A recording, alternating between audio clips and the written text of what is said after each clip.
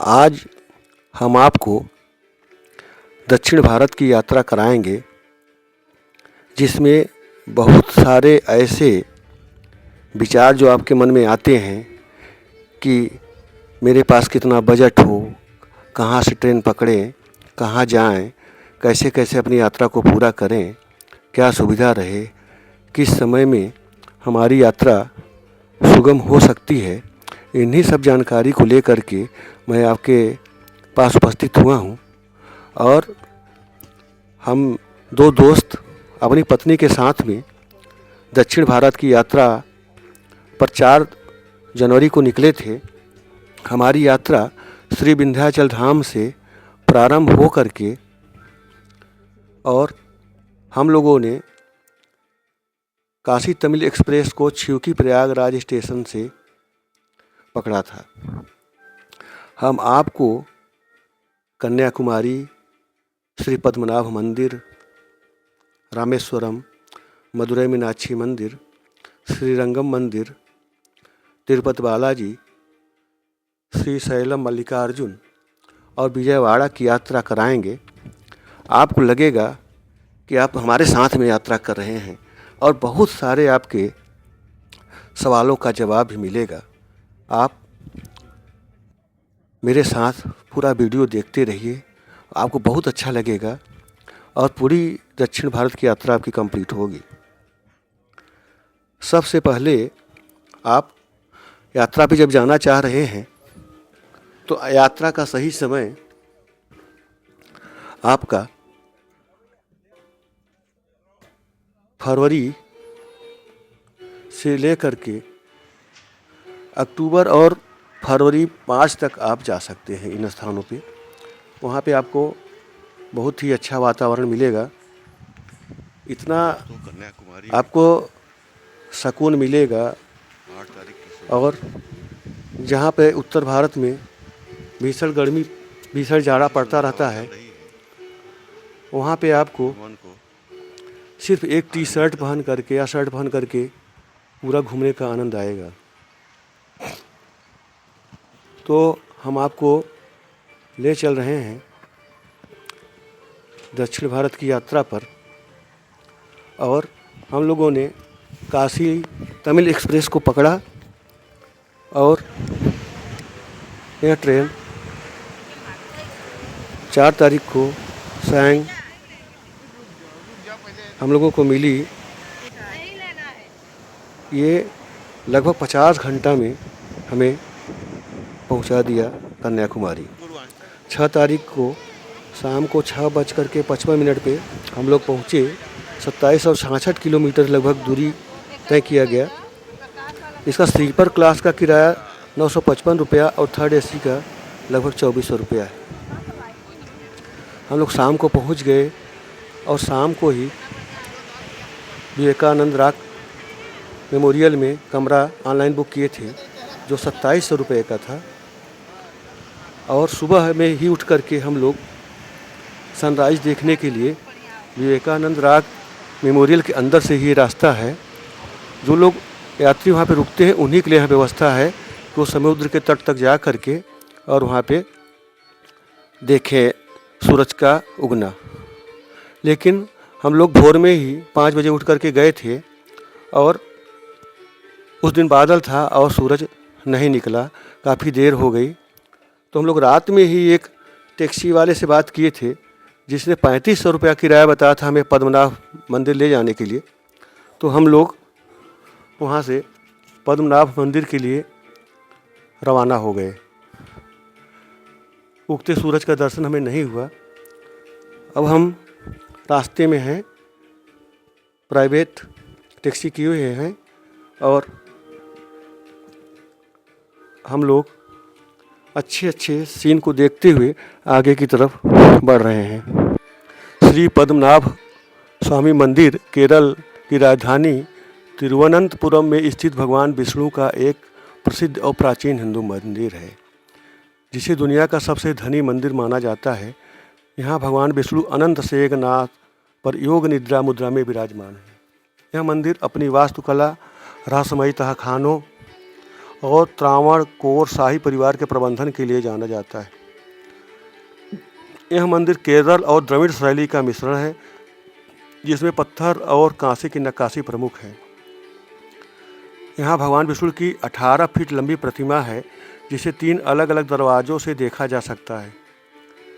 पहले सिरे से, दूसरे से हाथ और तीसरे से पैर को हम देखते हैं।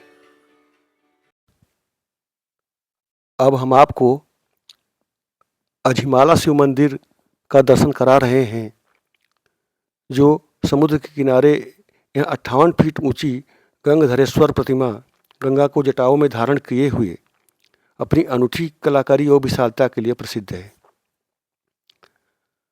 यह प्रतिमा विशाल अरब सागर के तट पर स्थित है, जिसमें शिव जी को ध्यान मग्न और जटाओं से गंगा के प्रवाह के साथ दर्शाया गया है। इस मूर्ति को मूर्तिकार PS देवथन द्वारा 6 साल की कड़ी मेहनत से बनाया गया था, जिसे 31 दिसंबर 2020 को जनता को समर्पित किया गया। मंदिर के अंदर गुफा है, जहाँ पे भगवान शिव पार्वती की नग्न प्रतिमाओं का निर्माण किया गया है, जो भक्तों के लिए अच्छा नहीं लगता है और मन बहुत ही निराश होता है।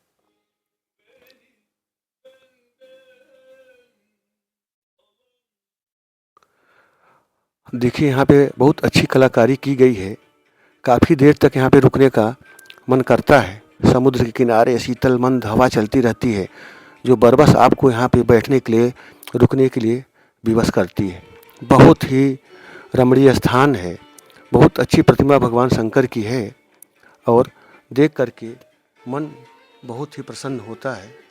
नंदी की भी प्रतिमा बहुत सुंदर बनी है।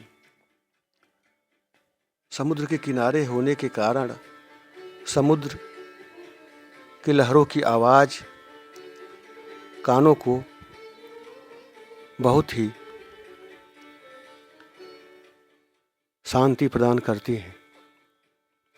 यात्रा के दौरान हम लोग पद्मनाभ भगवान के दर्शन के पश्चात यहाँ पर पहुँचे थे। ये साइट सीन है और टैक्सी वाले से बात हो गई थी हमारी। उसे 5 जगह हम लोगों को दिखाना था, जिसमें एक स्थान यह भी था।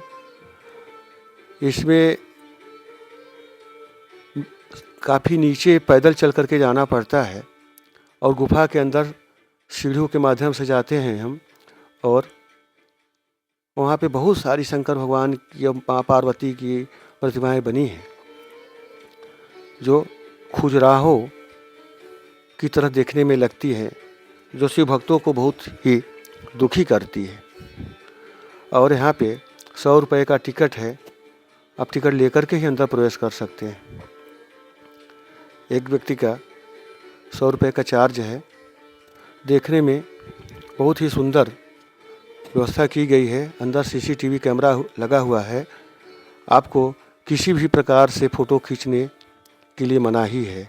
आप वहाँ पे फ़ोटो नहीं खींच सकते हैं। मंदिर के पास ही समुद्र का किनारा है।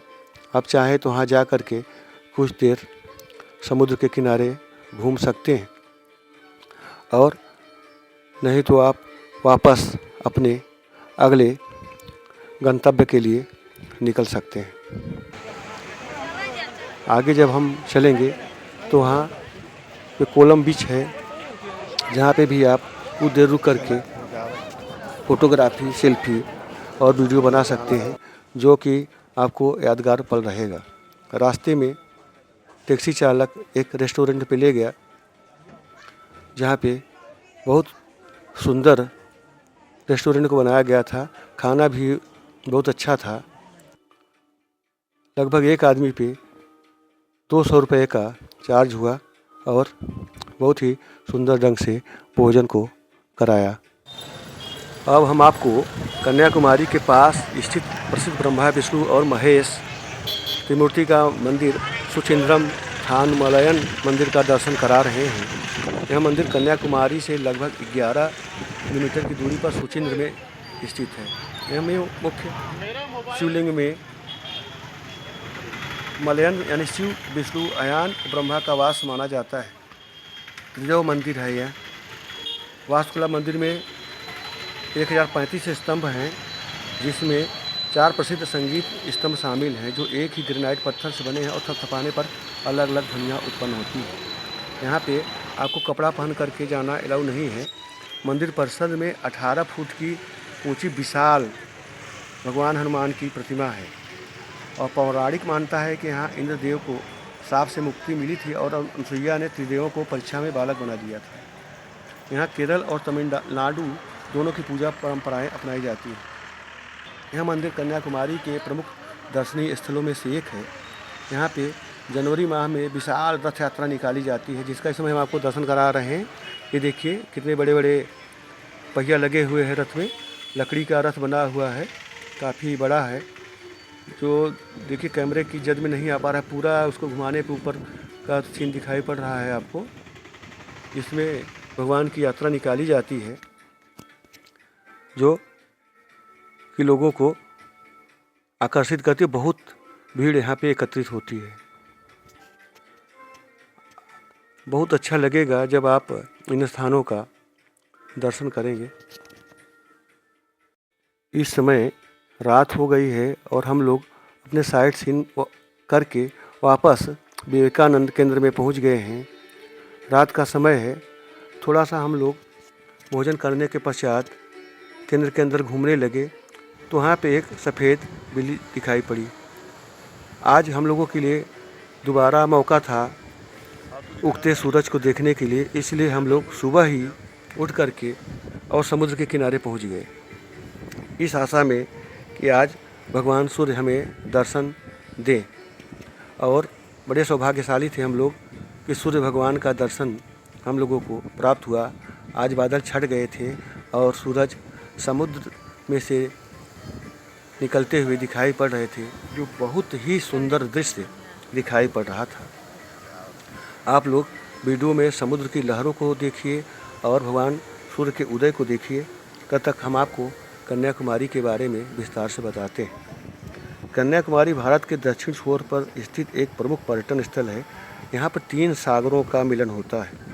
यहाँ देखने लायक प्रमुख स्थानों में विवेकानंद रॉक मेमोरियल, 133 फीट ऊंची तिरुवल्लुवर प्रतिमा, भगवती अम्मन मंदिर जिसे हम लोग कन्याकुमारी मंदिर कहते हैं, सूर्यास्त सूर्योदय पॉइंट, गांधी मंडपम और ऐतिहासिक वट्टाकोट्टई किला प्रमुख है। विवेकानंद रॉक मेमोरियल और तिरुवल्लुवर प्रतिमा समुद्र के बीच 2 चट्टानों पर स्थित यह स्थान सबसे लोकप्रिय है और नौका द्वारा जाया जा सकता है। नौका का क्या मतलब? स्टीमर सरकार के द्वारा लगाई गई है और जिसका टिकट कटता है और उसी से लोग जाते हैं। भगवती अम्मन मंदिर पार्वती देवी को समर्पित एक प्राचीन मंदिर है जो सागर के मुहाने पर स्थित है। वहीं पे गांधी मंडप है। यह स्मारक उस स्थान पर बना है जहां महात्मा गांधी की अस्थियों को विसर्जित करने से पहले रखा गया था। सूर्योदय और सूर्यास्त, यहाँ का सनराइज और सनसेट पॉइंट अद्वितीय है, जहाँ से सूर्य को समुद्र में उदय और अस्त होते देखा जा सकता है। वट्टाकोट्टई किला समुद्र के किनारे स्थित एक ऐतिहासिक किला है जो ग्रेनाइट पत्थरों से बना है। सुचिंद्रम मंदिर, जिसके बारे में हम आपको अभी पहले दर्शन करा चुके हैं, ये लगभग 13 किलोमीटर दूर है। और पद्मनाभपुरम महल, लकड़ी की वास्तुकला के लिए प्रसिद्ध यह महल भी नज़दीकी प्रमुख पर्यटक स्थल है। कन्याकुमारी में एक वैक्स म्यूजियम है, यह भी घूमने के लिए अच्छी जगह है। आप कन्याकुमारी जाने के लिए सबसे अच्छा आपके लिए अक्टूबर से मार्च का महीना माना जाता है। इसमें सबसे बड़ी सावधानी आपको ये करना पड़ता है कि जितनी भी ट्रेनें हैं वो 2 महीने पहले उनका टिकट होता है और आप जब 2 महीने पहले टिकट लेने के लिए खोलेंगे तो लगभग 90% टिकट बुक हो जाता है। इसलिए आपको बहुत सावधानी बरतनी है। अपने पूरे यात्रा को आप बना लेंगे और क्रमवार कितने दिन हम आपको कितने समय कहाँ लगेगा। कन्याकुमारी के लिए आपको कम से कम 2 दिन का समय चाहिए। एक दिन आपको साइट सीन करने के लिए और दूसरा दिन आपके कन्याकुमारी के लिए। या तो आप पहला दिन कन्याकुमारी में कर लीजिए, दूसरे दिन में आप साइट सीन कर लीजिए, जिसमें आप पद्मनाभ मंदिर और कोलम ब्रिज, सुचिंद्रम मंदिर और सारे अगल बगल के स्थान को आप देख सकते हैं। देख रहे हैं आप समुद्र का किनारा है। इस समय इतनी शीतल हवा यहाँ पे चल रही है जिसकी आप कल्पना नहीं कर सकते हैं। एसी फेल है। पूरे बाल को, कपड़े को एकदम सुसराहट के साथ हिलाने वाली हवा, समुद्र की लहरें और समुद्र की आवाज़ मन को रोमांचित करती है। अब देखिए सूरज भगवान धीरे धीरे निकले समुद्र के गर्भ में से, मान करके आप कह सकते हैं, जो सीन हम लोगों को देखने में लगता है। आप पीछे देखेंगे विवेकानंद रॉक मेमोरियल दिखाई पड़ रहा है, जिसकी दूरी यहाँ से लगभग 500 किलोमीटर दूर है। और ये देखिए समुद्र का किनारा, समुद्र की लहरें, बहुत सारे लोग पर्यटक जो सुबह में सूर्य का उदय होता देखना चाहते हैं और अंधेरे में ही 6 बजे के समय में ही ये चल देते हैं। सुबह 6 बजे ही लोग अपने कमरे से निकल करके आते हैं समुद्र के किनारे कि सूरज भगवान का उदय होता हम लोगों को दिखाई पड़ जाए और उनका दर्शन हो जाए। समुद्र में से जब सूरज निकलता है तो इतना सुंदर छवि देखने को मिलती है, मन बहुत ही प्रसन्न होता है। समुद्र के किनारे इतनी तेज़ हवाएं चलती रहती हैं कि आपके कपड़े उड़ते रहेंगे, सरसराहट की आवाज़ और समुद्र की लहरों की आवाज़ बहुत ही सुंदर लगता है।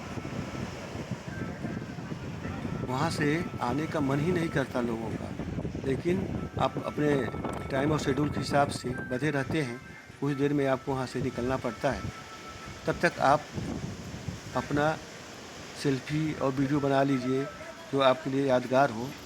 सभी यात्रियों के हाथ में मोबाइल होता है और सब लोग सुंदर पल को अपने मोबाइल में समेटना चाहते हैं और कन्याकुमारी को यादगार बनाना चाहते हैं। पर्यटक स्थल के रूप में कन्याकुमारी इतना सुंदर स्थान है कि हम लोगों को पूरे दक्षिण भारत में बहुत ही अच्छा लगा कन्याकुमारी में रुकना। और सबसे अच्छा वहाँ पे जो विवेकानंद केंद्र है, पूरा रिसॉर्ट की तरह है, कई एकड़ में फैला हुआ, और इतनी अच्छी व्यवस्था है वहाँ पे। आपको अगर वहाँ पे आप रुके हैं तो आपको बस मिलेगी, ले जाएगी आपको अम्बन मंदिर तक छोड़ देगी और फिर वहाँ पे उनका टाइम टेबल लिखा हुआ है। आप वहाँ से फिर बस से बैठ कर के वापस आ सकते हैं। केंद्र के अंदर ही कैंटीन बना हुआ है जहाँ पे आपको उचित दर पे भोजन मिल जाता है। और सबसे बड़ी अच्छी बात यह है कि वहाँ पे कमरे भी बहुत साफ स्वच्छ और सुंदर। देखिए अब हम लोग बस पर बैठ करके अब जा रहे हैं मीनाक्षी मंदिर, जा रहे हैं हम कन्याकुमारी मंदिर में दर्शन करने के लिए और विवेकानंद रॉक मेमोरियल घूमने के लिए। तो यहाँ से निःशुल्क बस है ये, बस का कोई भाड़ा किराया नहीं है। आप बस पे बैठ जाइए, बस ले जा करके आप उतार देगी और आप टाइम टेबल नोट कर लीजिए या तो आप फ़ोटो खींच लीजिए, जिससे आपको पता चले कि आप जब वापस लौट रहे हैं तो कब आपको मिलेगा। ये देखिए कन्याकुमारी के मंदिर के अंदर स्थित एक छोटी मंदिर है। क्योंकि हर जगह फ़ोटो खींचना अलाउ नहीं है, इसलिए आप मोबाइल लिए रहते हैं तो जहाँ पे आपको मौका मिलता है वहाँ पे आप फ़ोटो खींच लेते हैं। ये मंदिर के अंदर का सीन है। देखिए बहुत बड़ी मंदिर बनी हुई है किला की तरह और पर्यटक बहुत हैं। इस समय हम लोग गए हैं वहाँ पे घूमने के लिए, लगता है पूरा उत्तर भारत इधर आ गया है। अब ये देखिए आप कन्याकुमारी मंदिर से विवेकानंद रॉक मेमोरियल का सीन है, जहाँ पे विवेकानंद जी 3 दिन तक तपस्या किए थे और ध्यान किए थे, तो उन्हीं के याद में इसको बनाया गया है। और उस समय सुविधा नहीं थी तो हमको लगता है नाव से गए रहे होंगे वो, और सिर्फ चट्टानें रही होंगी, वहाँ पे तो कोई भवन उस समय रहा नहीं होगा। तो विवेकानंद जी ने यहाँ पे 3 दिन तक ध्यान किया था और बाद में ये विवेकानंद मेमोरियल बनाया गया है। यहाँ पे बहुत सारे सेल्फी पॉइंट हैं, देख रहे हैं आप, और बहुत यात्री जो है अपना फ़ोटो खिंचवाते हैं, वीडियो बनाते हैं और समुद्र के लहरों का आनंद लेते हैं। तो कन्याकुमारी जो है पर्यटक के रूप में और तीर्थ यात्रा के रूप में दोनों का यहाँ पे बहुत महत्व है और बहुत अच्छा लगता है यहाँ पे। तो अभी क्या है कि सुबह का समय है और ये देख रहे हैं आप समुद्र में जो लहरें उठ रही हैं, इसकी वजह से जो बोट है उसको बंद कर दिया गया है और यहाँ बताया गया कि आप लोग विवेकानंद रॉक मेमोरियल पे नहीं जा सकते हैं क्योंकि समुद्र में लहरें ज़्यादा है और ख़तरा है जहाज़ को डूबने का। हम लोगों ने पूछा कि फिर क्या संभावना है, उन्होंने कहा कि आप 2 बजे के बाद फिर एक बार पता करिए, अगर समुद्र से निकलने वाले जहाज़ बंद हो जाए और लहरें कम हो गई तो हो सकता है नाव को क्या कहते स्टीमर को छोड़ा जाए और फिर आप लोग रॉक मेमोरियल को देख सकें। तो ऐसी स्थिति उत्पन्न हो गई तो हम लोग वहीं पे कन्याकुमारी मंदिर पे ही घूमने लगे और इधर उधर देख करके अपना थोड़ा 2 बजे तक का समय बिताना चाह रहे थे, क्योंकि हम लोगों के लिए जो ट्रेन थी वो रात में थी। तो समुद्र के किनारे बहुत सी दुकानें लगी हुई हैं, फुटपाथ पे हैं दुकानें बनी हुई हैं, और बहुत सारे सेल्फी पॉइंट है जहाँ पे आप फ़ोटो खिंचा सकते हैं।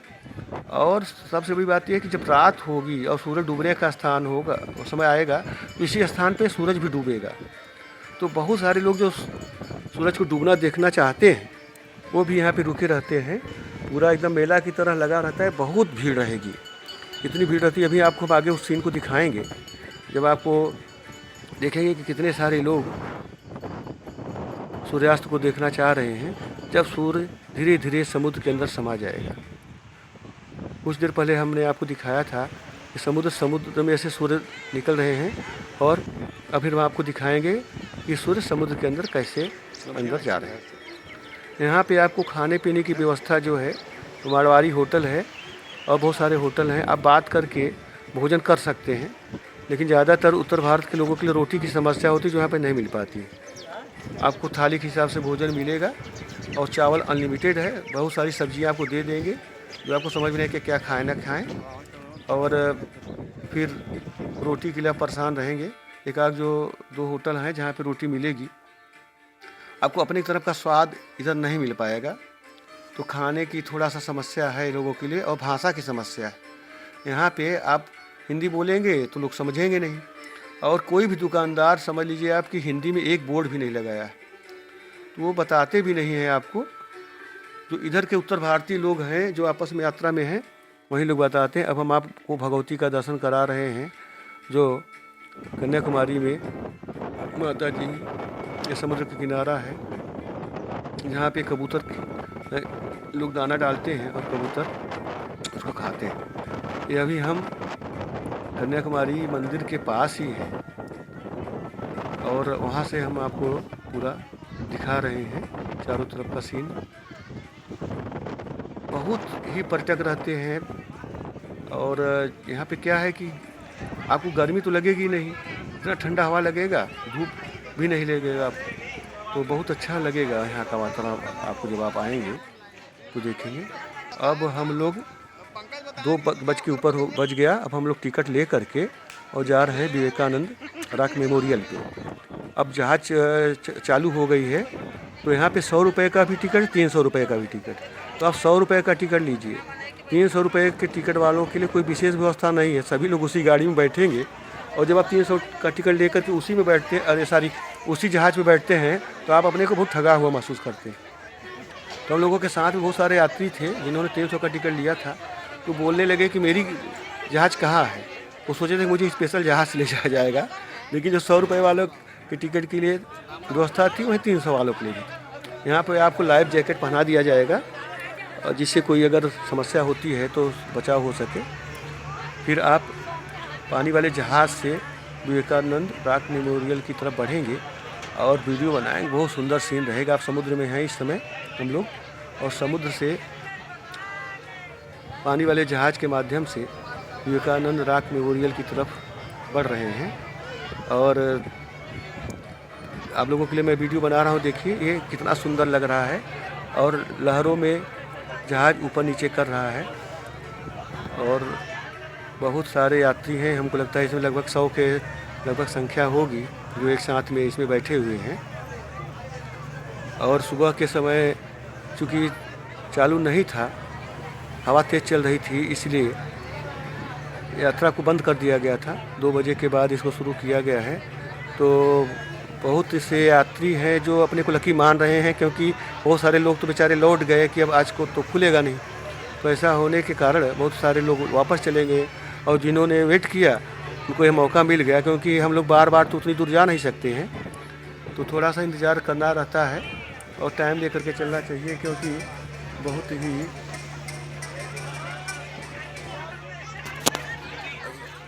पानी वाले जहाज़ से अब हम लोग लगभग विवेकानंद रॉक मेमोरियल वाले स्थान पर पहुंचने वाले।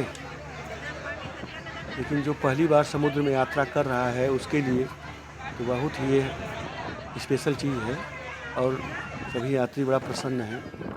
उनके लिए सबसे बड़ी बात यह है कि उनके लिए बेस्ट चांस मिला, क्योंकि सुबह बताया जा रहा था कि आज हो सकता है कि जहाज़ का संचालन ना हो पाए, तो लोगों के मन में बड़ी निराशा थी। देखिए उत्साह से परिपूर्ण सभी लोग और धीरे धीरे अपने पॉइंट की तरफ पहुंच रहे हैं, जहां का सीन बहुत अच्छा है। और वहां पे एक शीशे का पुल बना हुआ है, जिससे हम समुद्र के नीचे मान करके चलिए समुद्र पे चलते हैं और नीचे शीशे से समुद्र दिखाई पड़ता है।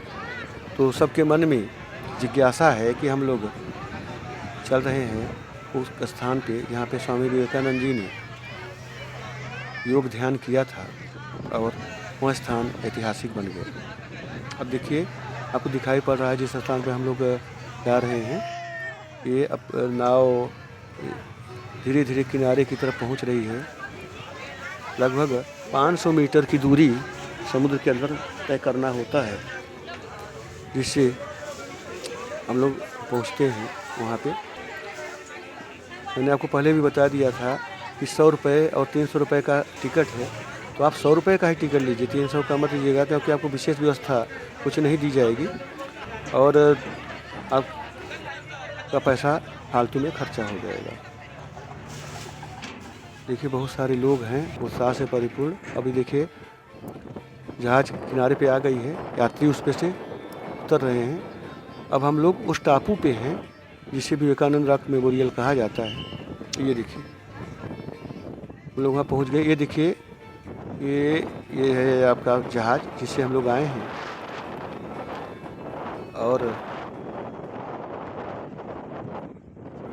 पर्यटक उतर करके अपने गंतव्य की ओर जा रहे हैं।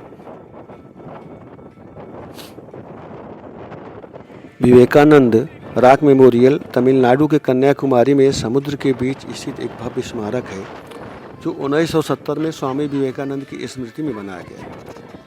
यह वही स्थान है जहां 1892 में विवेकानंद जी ने 3 दिन और रात ध्यान किया था और ज्ञान प्राप्त किया था। यह स्मारक भारतीय एकता, संस्कृति और वास्तुकला का प्रतीक है, जिसे बनाने में आम जनता के सहयोग की मुख्य भूमिका रही।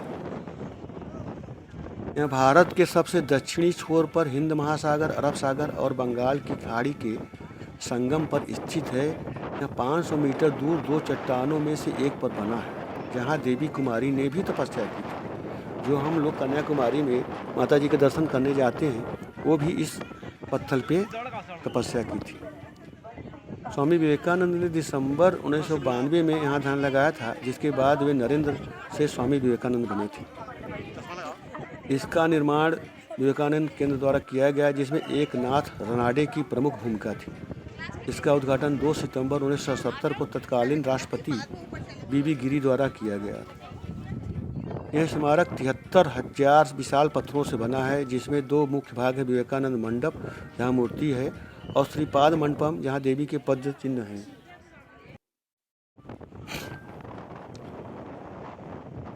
विवेकानंद मंडपम और श्रीपाद मंडपम यहाँ का बहुत ही अच्छा और दर्शनीय स्थल है। यहाँ स्वामी जी की 8.5 फीट ऊंची कांसी की प्रतिमा स्थापित है। यह एक प्रसिद्ध पर्यटन स्थल जो सुबह 8 बजे से शाम 4 बजे तक पर्यटकों के लिए खुला रहता है। इस स्मारक के निर्माण के लिए लगभग 30 लाख लोगों ने ₹5 तक का योगदान दिया था। कहा जाता है कि यह स्थान कन्याकुमारी की तपस्या और विवेकानंद की साधना का अनूठा मिसाल है।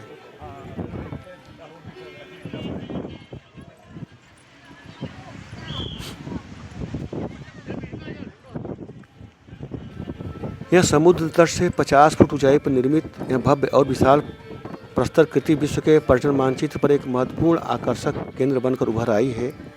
इसे बनाने के लिए लगभग 73,000 विशाल पत्थरों का इस्तेमाल किया गया है। इस स्मारक के निर्माण में लगभग 650 कारीगरों ने 2081 दिनों तक रात दिन श्रमदान किया। कुल मिलाकर 78 लाख मानव घंटे इस तीर्थ के प्रस्तर काय का आकार देने में लगे। 2 सितंबर 1970 को राष्ट्रपति डॉक्टर बीबी गिरी ने तमिलनाडु के तत्कालीन मुख्यमंत्री करुणानिधि की अध्यक्षता में आयोजित एक विशाल समारोह में इसका उद्घाटन किया था।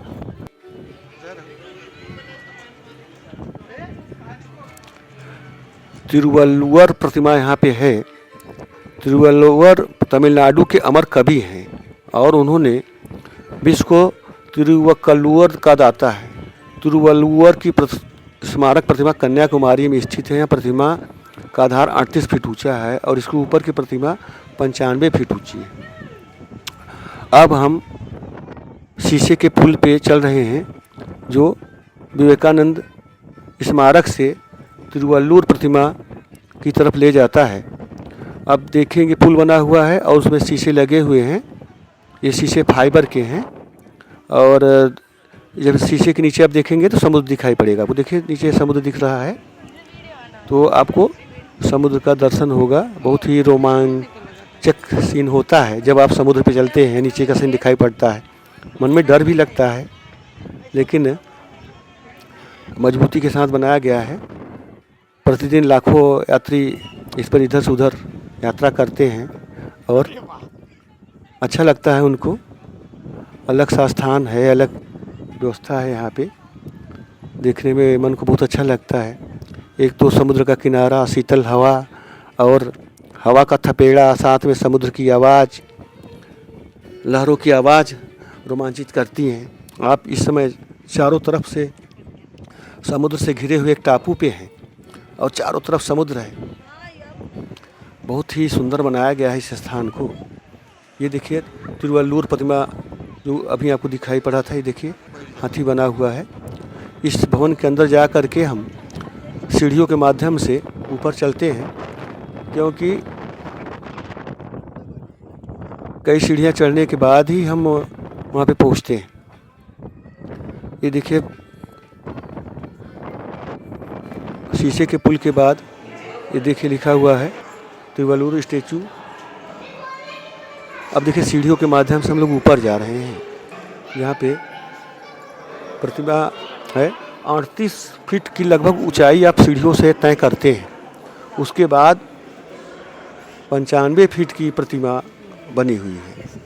उसके ऊपर आधार पीठम के नाम से जाना जाने वाला यह 3 स्तरीय आधार 38 फीट ऊंचे अलंकार मंडपक नामक कलात्मक मंडप से घिरा है। अलंकार मंडपम के चारों 10 हाथी की मूर्तियां हैं जो 8 दिशाओं का प्रतीक है, जिसमें पृथ्वी और आकाश नीचे की ओर। रामायण के नायक श्री राम के पिता को दशरथ कहा जाता था क्योंकि वे 10 दिशाओं में सारथी चला सकते थे। पर्यटकों को तिरुवल्लुवर के पवित्र चरणों की पूजा करने में सहायता के लिए मंडप के अंदर 140 सीढ़ियाँ बनाई गई।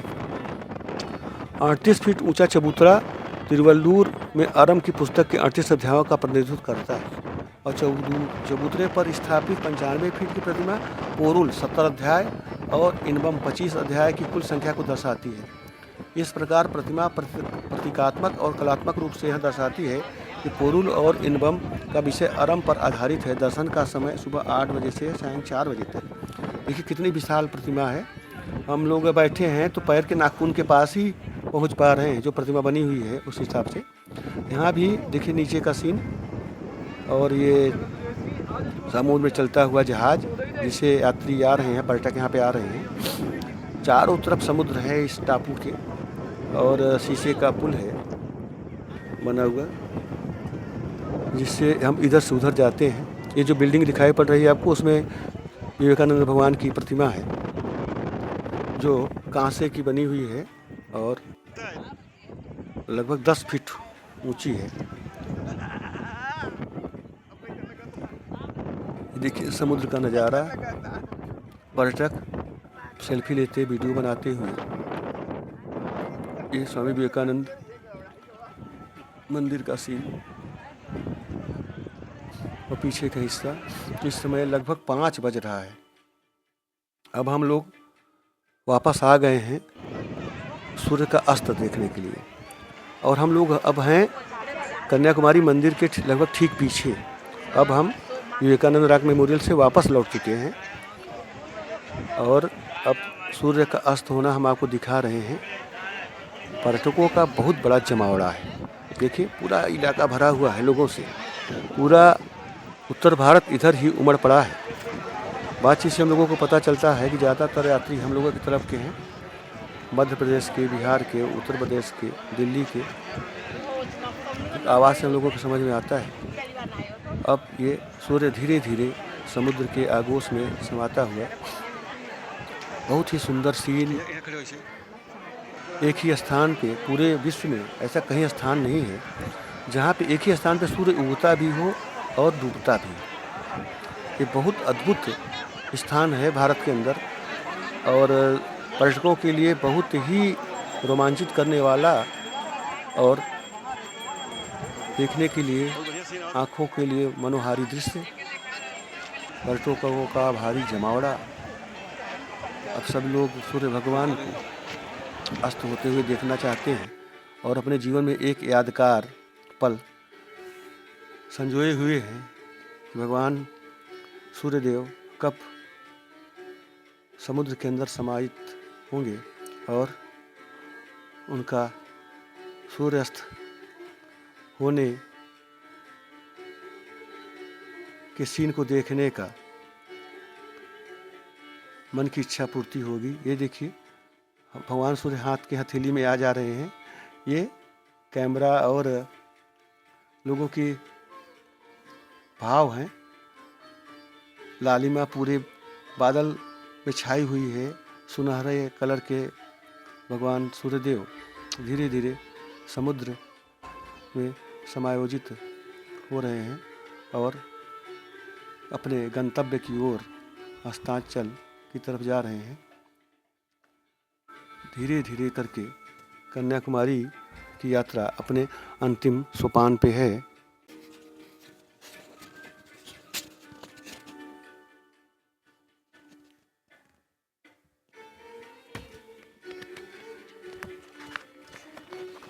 अब हम लोग कन्याकुमारी की यात्रा पूरी करने के बाद यहाँ से रामेश्वरम के लिए एक रामेश्वरम एक्सप्रेस है जिसका नंबर 22,622 है जो 11 बजे रात यहाँ से चलती है और 6:15 पर रामेश्वरम पहुँचा देती है।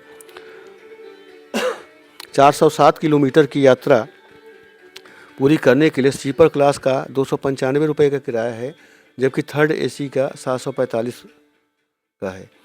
और यहाँ ट्रेन संडे को यानी रविवार, बुधवार और शुक्रवार 3 दिन ही चलती है। तो आप अपने शेड्यूल में इस ढंग का बनाए रहेंगे कि आप चाहे आपका संडे पड़े या बुधवार पड़े या शुक्रवार पड़े तो आपको बहुत सहूलियत होगी। रात आपकी ट्रेन में बीत जाएगी और सुबह आप रामेश्वरम पहुंच जाएंगे। तो आपके लिए बहुत सुंदर रहेगा। ये देखिए भगवान सूर्यदेव हथेली पे आ गए हैं और अब धीरे धीरे करके वो देखिए समुद्र के अंदर अपने को देखिए बहुत ही कम दूरी बची हुई है अब समुद्र के अंदर इनको जाने के लिए।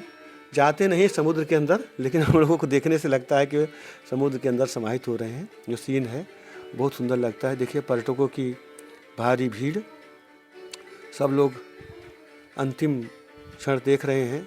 शाम का समय, सूरज का डूबना और देखिए कितना मनोहारी दृश्य। देखिए बादल में जो किरणें फैल रही हैं वो भी बहुत ही सुंदर लग रही हैं।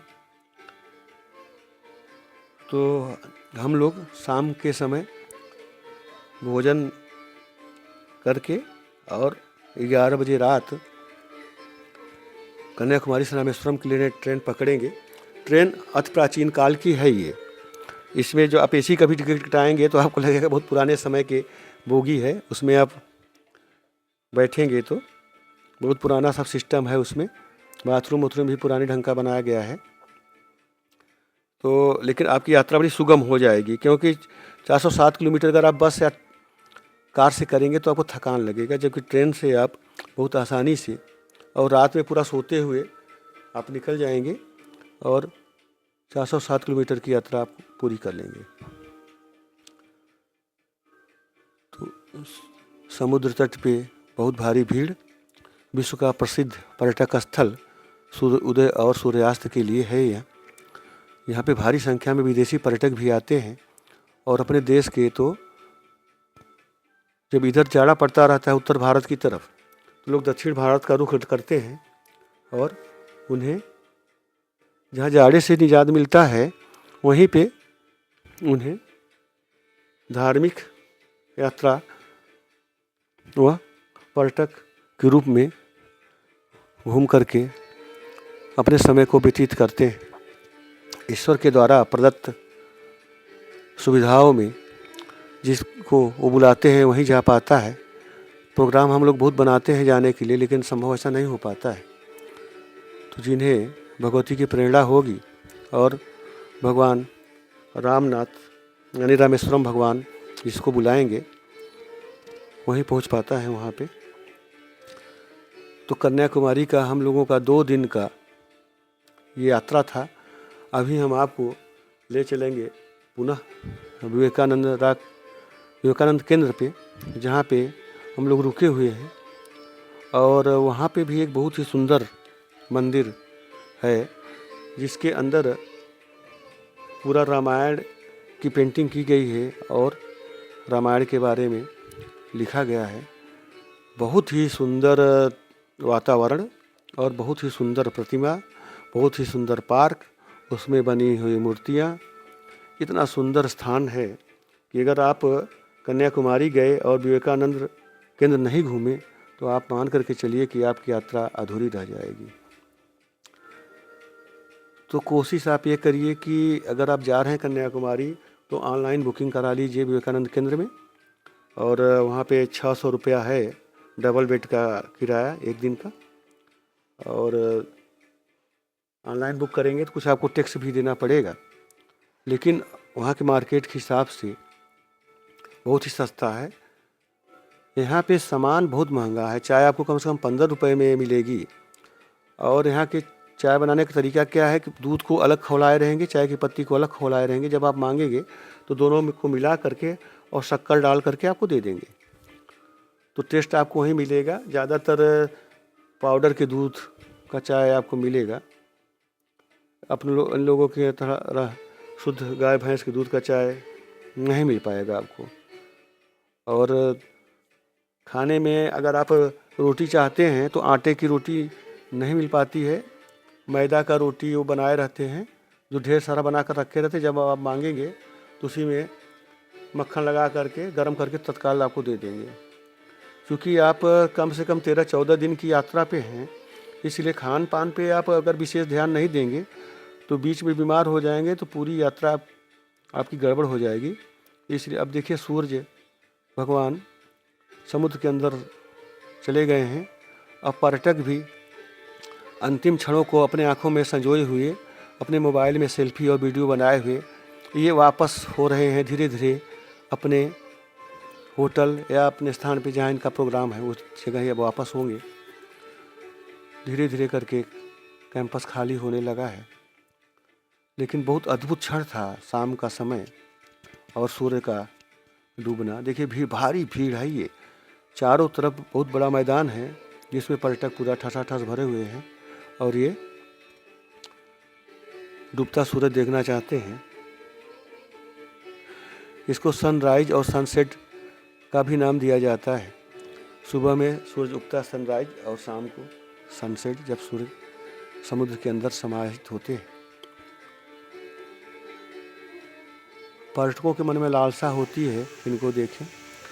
अब हम आपको विवेकानंद केंद्र में ले चल रहे हैं। बहुत ही अद्भुत मंदिर।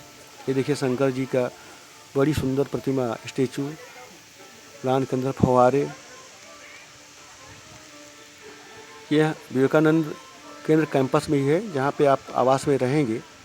देखिए इसका गेट, और गेट के अंदर आप प्रवेश करेंगे। देखिए बहुत सुंदर शांत वातावरण। रात का समय हमको लग रहा है कि लगभग 8 बज रहे होंगे, रात 7-8 का समय होगा। एक अजीब सी शांति होती है इस स्थान पे। कोई आवाज़ नहीं, कोई शोर शराबा नहीं, कोई असुरक्षा की भावना नहीं। शांत वातावरण। आप घूमिए, बहुत अच्छा लगेगा आपको। अंदर में हनुमान जी की अति विशाल प्रतिमा जो दिखाई पड़ रही है, अभी हम आपको नज़दीक से भी दिखाएंगे। अंदर भगवान राम की भी बहुत अद्भुत प्रतिमा है। अब हम कैंपस के अंदर हैं। देखिए कितना सुंदर कलाकारी किया गया है। देखिए ये मोर बने हैं, हंस बने हैं, हाथी है। ऐसा लगेगा आपको कि ये जिंदा खड़े हैं। इतना सुंदर इनकी प्रतिमा को बनाया गया है। शाम का वातावरण, लाइटिंग, देखिए भगवान राम की अद्भुत प्रतिमा।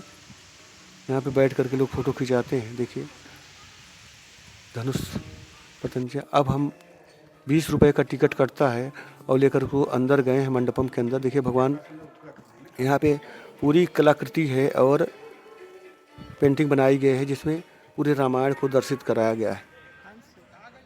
गैलरी में फ़ोटो खींचना अलाउ नहीं है। आप वहाँ से बाहर आएंगे तो आप फोटोग्राफी कर सकते हैं। अब देखिए यहाँ पे हनुमान जी की अति विशाल प्रतिमा, लगभग 30 से 40 फीट ऊंचाई है इनकी, क्योंकि द्वितीय फ्लोर तक देखिए भगवान श्री राम धनुष और बाण के साथ वनवासी स्वरूप में हैं ये। अब हम आपको ले चल रहे हैं रामेश्वरम भगवान श्री रामनाथ स्वामी का दर्शन कराने के लिए। ये देखिए समुद्र का किनारा है तीर्थम। ये वहाँ पर मंदिर के अंदर का सीन है।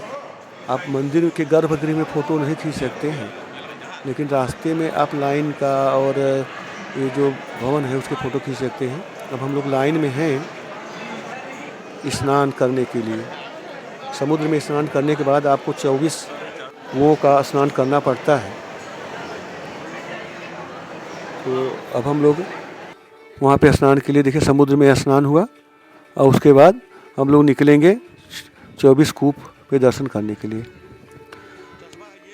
अब ये हम आपको सीन दिखा रहे हैं धनुषकोटी के पास रामेश्वरम रेलवे लाइन का, जो 1964 में आए सुनामी में पूरा ख़त्म हो गया था। पहले रामेश्वरम रेलवे लाइन वही था। इसमें एक ट्रेन भी बह गई थी जिसमें काफ़ी लोग समाप्त हो गए थे। वहाँ पे मंदिर बना हुआ है। जब हम लोग साइट सीन करते हैं तो वहाँ पे जाते हैं रामेश्वरम के प्राचीन रेलवे स्टेशन पे। यहाँ देखिए भगवान शिव की प्रतिमा है, छोटी मोटी दुकानें हैं। पहले यहाँ पे छोटा शहर हुआ करता था, लेकिन 1964 में आए सुनामी में सब खत्म हो गया। पूरा रेलवे ट्रैक, आबादी सब नष्ट हो गई। रेल भी गिर गई थी समुद्र में, ऐसा है। यहाँ भगवान के चरण जिसका लोग दर्शन करते हैं। अब हम आ गए आपके साथ में धनुषकोटी नामक स्थान पे, जो भारत का अंतिम छोर है और भगवान श्री राम यहीं से श्रीलंका के लिए गए हुए थे। यहाँ पे बहुत सुंदर हवा चल रही थी, इतना शांत वातावरण, शीतल हवा, और समुद्र की लहरें जब छींटा मारती थी तो ऊपर तक आ जाता था। रामेश्वरम के साइट सीन में आप धनुषकोटी के लिए जाएंगे तो आपको बहुत अच्छा लगेगा। लगभग 10 से 12 किलोमीटर तक आपका वाहन समुद्र के बीच में चलेगा, जिसमें एक तरफ बंगाल की खाड़ी और दूसरी तरफ हिंद महासागर। बंगाल की खाड़ी का जो समुद्र है उसमें बहुत उफान है, तेज़ लहरें उठती रहेंगी, वो आवाज़ आता रहेगा। लेकिन जो समुद्र हिंद महासागर है वो एकदम शांत, जैसे गंगा नदी का पानी। बीच में आपकी यहीं सड़क रहेगी तो दोनों समुद्र को बांटती है आपस में। बहुत से पर्यटक यहाँ पे भीड़ पर्यटकों की, और सभी लोग सेल्फी और वीडियोग्राफी में लगे हुए हैं। अद्भुत नज़ारा है समुद्र का, उसकी लहरों का, उसकी आवाज़ का, उसके शीतल हवा का। और जब ये पानी का छींटा जब पड़ता है तो बहुत मन प्रसन्न हो जाता है। समुद्र की लहरें आएगी और पानी का छींटा को पकड़े लगेगा आपको, जैसे कि बरसात हो रहा है। देखिए हवा कितना तेज चल रहा है, देखिए कपड़ा जो है पूरा उड़ रहा है, बाल उड़ रहे हैं। बहुत ही सुंदर सीन, बहुत सुंदर वातावरण। धनुष के आकार, ये सितार के आकार का बन जाता है। समुद्र में जाएंगे आप, एक गोलंबर टाइप का रहेगा और पूरा गोला घूमने के बाद अब फिर उसी जगह से वापस हो जाते हैं। अंतिम छोर है मान करके चलिए ये भारत का। इसके बाद समुद्र ही है और कोई रास्ता नहीं है। बताते हैं कि लोग भगवान श्री राम यहीं से सेतु का निर्माण करके लंका पे गए थे। लंका से यहाँ से दूरी बहुत ही कम है समुद्र मार्ग से। इस स्थान पे मन रोमांचित हो जाता है और उसके साथ में प्रकृति आपका सहयोग करती है। हवा की सनसनाहट, समुद्र की आवाज़, अद्भुत वातावरण मन को रोमांचित करता है, हृदय प्रसन्न होता है, सारी यादें आपको भूल जाती हैं।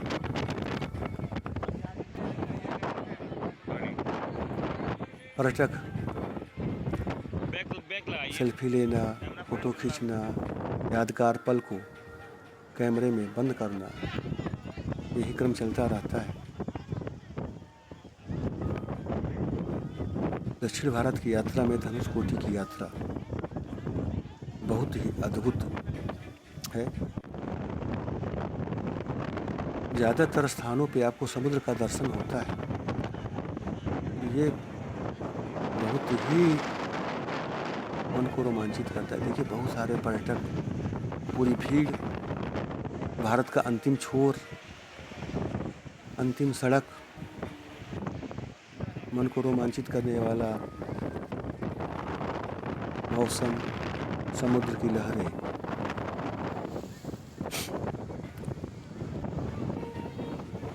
अति प्रसन्नता, मन में खुशी महसूस होती है।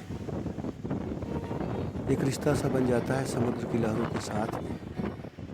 जब लौटेंगे बहुत दिनों तक सारे सीन आपकी आंखों में घूमते रहेंगे और मन में यादें संजोए रहेंगे। इतना तेज़ हवा चलता है वहाँ पे कि कपड़ों को संभालना मुश्किल हो जाता है। पानी की लहरें उठ कर के छींटा मारती हैं। अद्भुत संयोग। रास्ते में बहुत सारे साइट सीन हैं। रामेश्वरम से 1400 रुपया लिया ऑटो वाले हम लोगों को साइट सीन कराने धनुषकोटी, बीच में विभीषण मंदिर, एक दो स्थान और रामेश्वरम के अंदर के कुछ मंदिर, 5 मंदिर बोल करके बात किया था। ये देखिए विभीषण जी का मंदिर है। लोगों की मानता है कि भगवान राम से मिलने के लिए विभीषण यहीं पे आए थे और यहीं पे भगवान से मुलाकात हुई थी। हर मंदिरों में इतनी भीड़ है क्योंकि छुट्टी का समय चल रहा है। बिना 2 घंटा 3 घंटा 4 घंटा लाइन लगाए कहीं किसी भगवान का दर्शन नहीं हो पा रहा है। भीषण भीड़ है विभीषण मंदिर में, विभीषण जी का दर्शन हो रहा है। और ये देखिए लाइन है लोगों की। अब हम लोग आ गए हैं रामेश्वरम मंदिर के अंदर का सीन है ये। दर्शन के पश्चात रामेश्वरम के दर्शन के पश्चात रामेश्वरम मंदिर में भगवान दर्शन के लिए कतारबद्ध। यहाँ पे भी आपको फ्री दर्शन है, 100 रुपये का टिकट है और 200 रुपये का टिकट है। अब देखिए भीड़ बहुत ज़बरदस्त है। कम से कम 4 घंटे लग गए हम लोगों को दर्शन करने में और 100 रुपये का टिकट हम लोग लेकर के लाइन में गए थे। फिर भी कम से कम 4 घंटे लगे।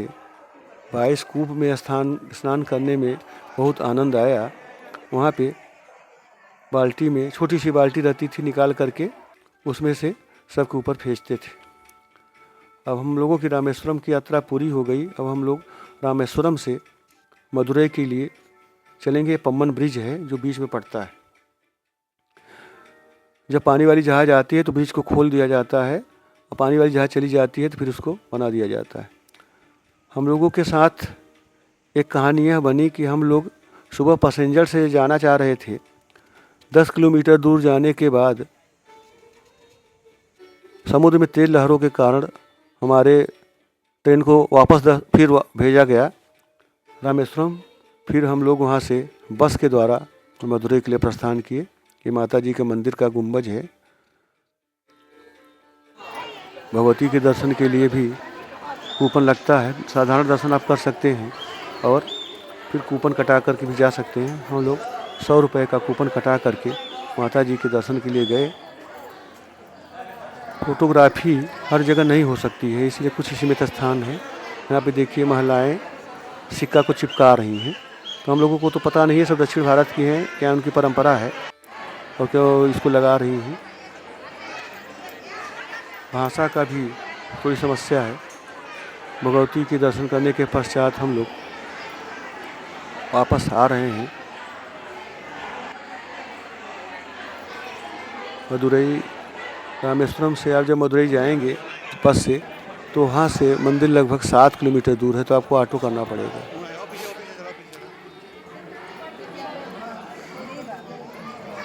तो हम लोगों ने भी ऑटो किया और एक होटल में रुके, फिर स्नान किए। स्नान करने के बाद माता जी के दर्शन के लिए निकले। भगवती का बहुत ही सुंदर दर्शन हुआ। मीनाक्षी सुंदेश्वर मंदिर या मीनाक्षी अम्मा मंदिर, केवल मीनाक्षी मंदिर, ये तमिलनाडु राज्य के मदुरई नगर में स्थित है। एक ऐतिहासिक मंदिर है। यह हिंदू देवता शिव सुंदरेश्वर एवं उनकी भार्या देवी पार्वती मीनाक्षी माता जी मछली की आँख वाली देवी के रूप में दोनों को समर्पित है। यह ध्यान योग्य बात है कि मछली पांड्य राजाओं का राज्य चिन्ह था। यह मंदिर तमिल भाषा के गृह स्थान 25 वर्ष पुराने मदुरई नगर की जीवन रेखा है। हिंदू पौराणिक कथा अनुसार भगवान शिव सुवेंद्र रूप में अपने गणों के साथ पांड्य राजा मलय ध्वज की पुत्री राजकुमारी मीनाक्षी से विवाह रचाने मदुरई नगर आए थे। मीनाक्षी को देवी पार्वती का अवतार माना जाता है। इस मंदिर को देवी पार्वती के सर्वाधिक पवित्र स्थानों में से एक माना जाता है। कांची तु कामाक्षी मधुरे मीनाक्षी दक्षिणे कन्याकुमारी मम शक्ति रूपेण भगवती नमो नमः नमो नमः। कांचीपुरम का कामाक्षी मंदिर, तिरुवनंतपुरम का अलिकंदेश्वरी मंदिर और वाराणसी का मीनाक्षी मंदिर प्रमुख। इस मंदिर का स्थापत्य एवं वास्तु आश्चर्यचकित कर देने वाला है। इस कारण है आधुनिक विश्व के 7 आश्चर्यों की सूची में प्रथम स्थान पर स्थित है। एवं इनका कारण इसका विस्मय कारक स्थापत्य। इस स्मारक समूह में 12 भव्य गोपुरम है जो अतीव विस्तृत रूप से शिल्पित हैं। इन पर बड़ी महीनता एवं कुशलता पूर्वक रंग एवं चित्रकारी की गई, ये देखते ही बनती है। यह मंदिर तमिल लोगों का एक अति महत्वपूर्ण द्योतक है एवं इसकी वर्णन तमिल साहित्य में पुरातन काल से होता आ रहा है। इस मंदिर का गर्भगृह 3500 वर्ष पुराना है। तमिलनाडु के श्रीरंगम में स्थित श्री रंगनाथ स्वामी मंदिर कावेरी नदी के एक द्वीप पर 156 एकड़ में फैला हुआ है और यह विश्व का सबसे बड़ा कार्यरत हिंदू मंदिर है। भगवान रंगनाथ को समर्पित यह 10वीं शताब्दी का परिसर 108 दिव्य देशमों में सबसे प्रमुख है। इसमें 21 भव्य गोपुरम, 7 प्रकारम और 1 प्रमुख तीर्थस्थल है। इसे भूलोगा वैकुंठम, धरती का स्वर्ग भी कहा जाता है और 108 विष्णु मंदिरों में सबसे महत्वपूर्ण है। यह 156 एकड़ में फैला हुआ है जो 7 विशाल दीवारों और 21 गोपुरम से घिरा हुआ है। इसका मुख्य टावर या राजगोपुरम एशिया के सबसे ऊंचे टावरों में एक है। मुख्य देवता भगवान रंगनाथ हैं जो आदि शेष के सब सैया पर विश्राम कर रहे हैं। यहाँ पे दर्शन करने का समय सुबह 6 बजे से दोपहर 1 बजे और शाम 4 बजे से 9 बजे है। त्योहारों के समय में परिवर्तन हो सकता है। पारंपरिक पोशाक पहनने की सलाह दी जाती है। ड्रेस शर्ट, मिनी स्कर्ट और बिना आस्तीन के टॉप पहनने की अनुमति नहीं है। तिरुचिरापल्ली त्रिची से यहाँ 15 किलोमीटर दूर है। वैकुंठ एकादशी यहाँ का प्रमुख त्यौहार है। यहाँ पे मंदिर के परिसर के अंदर भगवान का प्रसाद भी मिलता है। आप चाहें तो वहाँ से प्रसाद को ले सकते हैं। मंदिर अद्भुत नक्काशी, पच्चीकारी, शिल्पकारी के लिए प्रसिद्ध है। बहुत ही सुंदर मंदिर, पूरे भारत का सक्रिय मंदिर, पूरे विश्व में सबसे बड़ा सक्रिय मंदिर है जो वर्तमान में क्रियाशील है और भगवान रंगनाथ स्वामी को समर्पित है। भगवान रंगनाथ यहाँ पे विराजमान हैं और अपने भक्तों को दर्शन कर रहे हैं, दे रहे हैं और उनकी मनोकामना को पूर्ण कर रहे हैं। अद्भुत मंदिर के साथ ही ईश्वर के दर्शन करने के लिए आप श्रीरंगम रेलवे स्टेशन से उतर करके लगभग 500 मीटर की दूरी पर मंदिर है, जहाँ पे आप पहुँच सकते हैं। पद्मावती माता जी का आप दर्शन कर रहे हैं। पद्मावती मंदिर हिंदू मंदिर है जो वैकन्या की पत्नी देवी पद्मावती को समर्पित है। तिरुपति जिले में यह स्थान है, जहाँ पे आप तिरुपति से दर्शन करने के लिए जाते हैं। लगभग 5-6 किलोमीटर की दूरी पर स्थित है। यहाँ भी आपको टिकट कटाना पड़ेगा। अगर आप 100 रुपये 150 रुपये का टिकट कटाते हैं तो आपको शीघ्र दर्शन हो जाएगा। अब हम आपको ले चलते हैं भगवान वेंकटेश के दर्शन कराने के लिए तिरुमला पहाड़ी पर। अद्भुत सुंदर प्रतिमा भगवान वेंकटेश की विश्व के सबसे धनाढ्य मंदिरों में एक। यहाँ पे जाने के लिए आप तिरुपति से एसी बस, नॉर्मल बस भी आपको मिलेगा। एसी बस का किराया 400 रुपया है, 400 जाने का और 400 आने का। एक आदमी का 100 रुपया है। हम लोग 4 लोग थे तो हम लोगों का 400 रुपया जाने का टिकट लगा और 400 रुपया आने का टिकट लगा। तो आप एक ही बार में टिकट आने जाने का कटा सकते हैं, जिसमें 78 घंटे का टाइम आपको दिया जाएगा। आप 78 घंटे तक अगर वापस आते हैं तो आप उसी टिकट से वापस आ जाएंगे। बस लगभग 35 किलोमीटर पहाड़ पे चढ़ती जाती है। ये बैटरी वाली बस है, इलेक्ट्रिक बस है। आवाज़ भी नहीं जाता है। पहाड़ पे दिखे चढ़ रही है बस। अगल बगल के सीन बहुत ही सुंदर हैं, जो देखने में बहुत अच्छा लगता है मन को। पूरे रास्ते आप यात्रा करेंगे, बहुत आपको अच्छा लगेगा। भगवान वेंकटेश के हम लोग पहुंच गए हैं। रात का समय है देखिए। और यहाँ पे आपको सर्वदर्शन लाइन होती है, जिसमें आप डायरेक्ट जाकर के लाइन में लग सकते हैं। और अगर आपके पास समय है तो आप नीचे से कूपन लेंगे तो आपको दूसरे दिन का कूपन मिलेगा।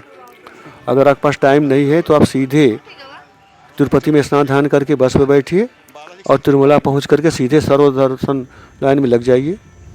हम लोगों को लगभग 10 घंटे में दर्शन हो गए भगवान के। और फिर हम लोग रात में ही वापस बस में बैठ गए हैं वापस आने के लिए। अब हम लोगों की वापसी हो रही है। रात का समय है। बहुत सुंदर दृश्य देखने को मिल रहा है। तिरुमला में आपको मुख्य रूप से भगवान वेंकटेश का श्रीवारी मंदिर है। इसके अलावा वहाँ देखने योग्य प्रमुख स्थानों में पापा विनाशम, पवित्र झरना, आकाशगंगा, शिलातोरणम, प्राकृतिक शिलातोरण, श्रीवारी पादलू, पहाड़ी के ऊपर प्रभु के चरण, जापाली हनुमान मंदिर और स्वामी पुष्करणी झील है। श्री वेंकटेश स्वामी मंदिर 7 पहाड़ियों पर स्थित यह भगवान विष्णु के अवतार को समर्पित है और दक्षिण भारतीय वास्तुकला के शानदार उदाहरण है। पाप विनाशनम यह एक पवित्र झरना है जहाँ स्नान करने से पापों का नाश होता है। यह प्राकृतिक सुंदरता के लिए भी प्रसिद्ध है। आकाशगंगा माना जाता है कि भगवान के चरणों से उत्पन्न हुई है और यह जलधारा बहुत शांत और सुंदर है। शिलातोरणम यह एक भूवैज्ञानिक आश्चर्य है। यहाँ रॉक गार्डन पत्थर का एक प्राकृतिक मेहराब प्राकृतिक शिलातोरण है। शिवारी पादलू नारायणगिरी की चोटी पर स्थित यह स्थान प्रभु बालाजी के चरण चिन्हों के लिए जाना जाता है, जहाँ से घने जंगल के दृश्य दिखते हैं। जापाली तीर्थम हनुमान मंदिर घने जंगलों के बीच में स्थित यह भगवान हनुमान का एक शांतिपूर्ण प्राचीन मंदिर है। स्वामी पुष्करणी यह मंदिर के पास स्थित एक पवित्र झील है जहाँ श्रद्धालु स्नान करते हैं। श्री भूवराह स्वामी मंदिर तिरुमाला मंदिर के पास यह मंदिर स्थित है, जहाँ भगवान वेंकटेश के दर्शन से पहले वराह स्वामी के दर्शन करने की परंपरा है। गोगरभड़ गार्डन एक सुंदर बगीचा है। श्री वेदी आंजनेय स्वामी मंदिर यह भी मंदिर पास में स्थित है। इन स्थानों पर जाने के लिए तिरुमला में टीडीटी द्वारा चलाई जा रही बसें या निजी कैब का उपयोग किया जा सकता है। इन स्थानों को घूमने के लिए कम से कम आधा दिन का समय लगता है। आप सबसे ज़्यादा दक्षिण भारत की यात्रा में इस विषय को लेकर के चिंतित रहेंगे कि तिरुमला में भगवान वेंकटेश के कितने समय में दर्शन होंगे। बहुत सारे लोग आपसे कहेंगे कि 4 दिन 3 दिन लग जाएगा, और लोग कूपन और टोकन के रहते हैं।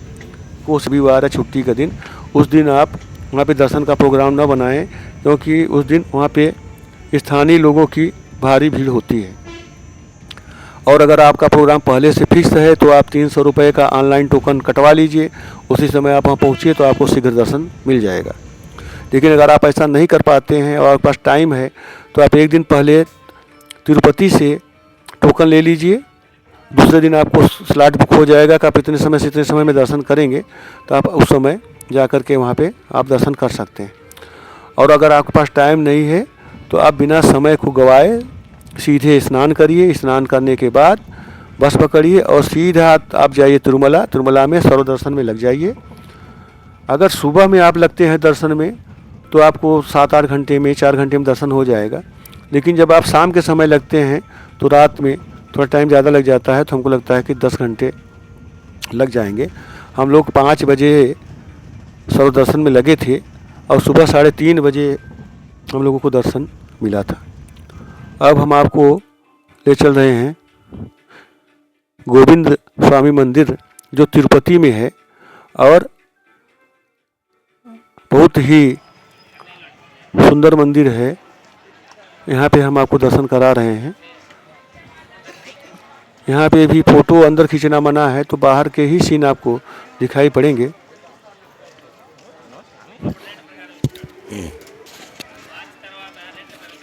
गोविंद राज स्वामी मंदिर तिरुपति ज़िले में है। यह प्राचीन हिंदू वैष्णव मंदिर है। इस मंदिर का निर्माण 12वीं शताब्दी में हुआ था और वैखनास परंपराओं के अनुसार रामानुज द्वारा 1130 ईस्वी में इसका अभिषेक किया गया था।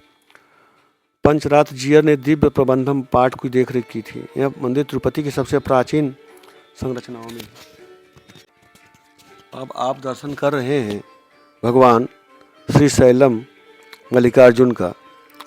आंध्र प्रदेश के श्रीशैलम में यह मंदिर स्थित है, जो शिव और पार्वती देवताओं को समर्पित है। यह मंदिर शैव और शक्तिवाद दोनों हिंदू परंपराओं के लिए महत्वपूर्ण है, क्योंकि यह शिव के 12 ज्योतिर्लिंगों में से एक है और एक हिंदू देवी 52 शक्तिपीठों में से एक माना जाता है।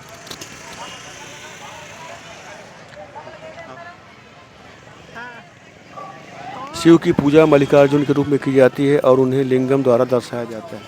उनकी पत्नी पार्वती को भ्रारंबा के रूप में चित्रित किया गया है, जो शक्तिपीठ में एक है। आप यहाँ पे मार्कापुर रेलवे स्टेशन पर उतरने के बाद लगभग 90 किलोमीटर बस की यात्रा करके आ सकते हैं। लगभग 60 किलोमीटर बस आपकी पहाड़ की चढ़ाई चढ़ती है।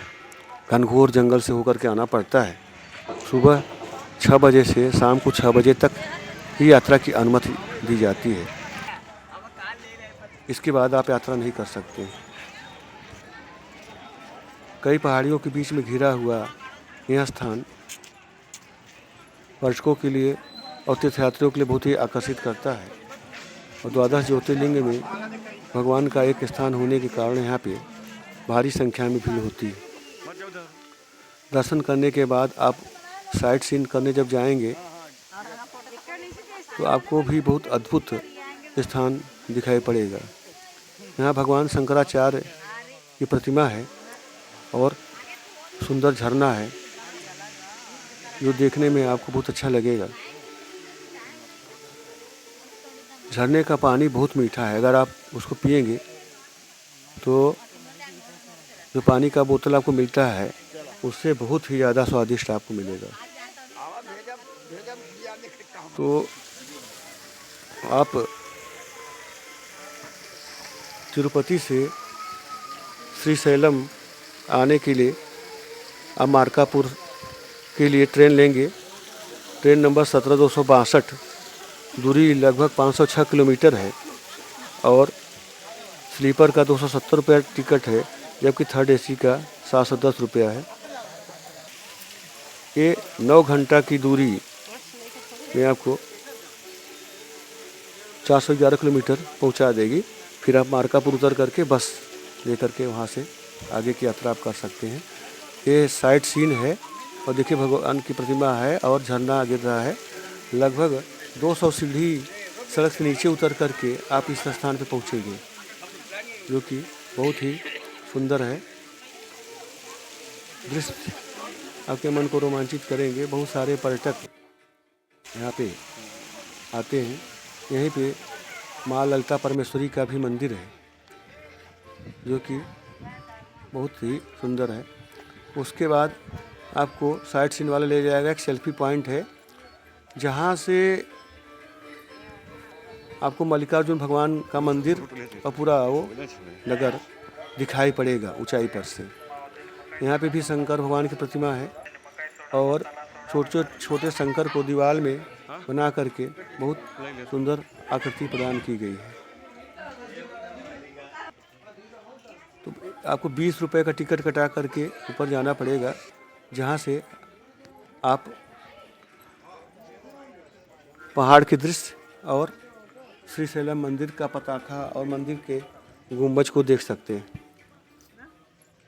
सीढ़ियों के माध्यम से आप ऊपर की तरफ जाएंगे। ऊंचाई पे सेल्फी पॉइंट बना हुआ है। वहाँ पे एक भगवान नंदी हैं, जिनके दोनों कान पे अंगूरी लगा करके लोग श्रीशैलम भगवान के मंदिर के पताका को देखते हैं। यात्रियों की यहाँ पे भारी भीड़ लगी रहती है। देखिए आपको दिखाई पड़ रहा है ये देखिए पहाड़, पर्वत, सुंदर सीनरी, अद्भुत दृश्य।